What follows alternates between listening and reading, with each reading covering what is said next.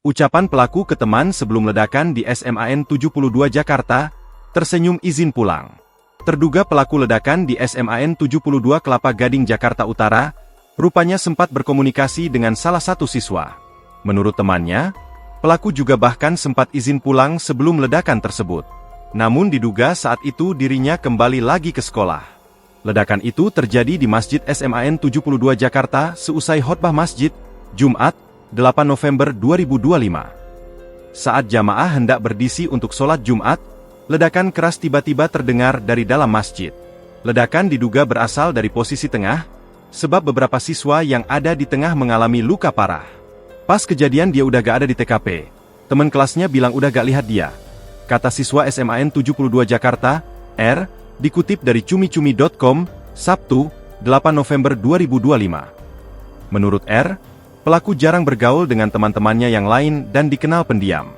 Namun menurut dia, sosok terduga pelaku memang dikenal menyukai hal ekstrim.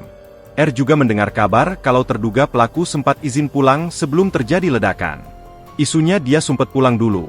Sempat izin pulang sekolah, antara dia izin atau loncat pagar. Gak tahu rumahnya di situ atau dia udah siapin alatnya dekat situ.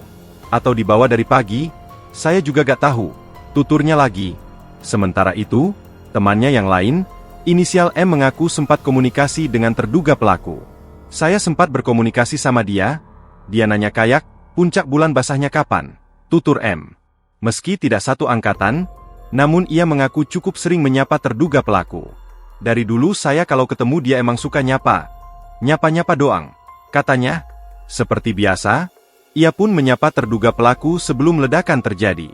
Pas waktu itu saya habis dari toilet, dia nanya ke saya, bulan basahnya ini kapan, puncak-puncaknya kapan? Di waktu yang berbeda, 2 kali, tuturnya. Ia pun tidak menyangka kalau terduga pelaku akan melakukan hak separah itu. Gak curiga, gak kepikiran bakalan sejauh ini, ucapnya. Meski pendiam, kata dia, namun terduga pelaku berperilaku normal seperti siswa lainnya. Bahkan saat berkomunikasi dengannya, ekspresi terduga pelaku juga tidak terlihat panik.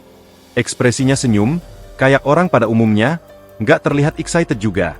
Jelas dia. Download Tribun X sekarang. Menghadirkan lokal menjadi Indonesia.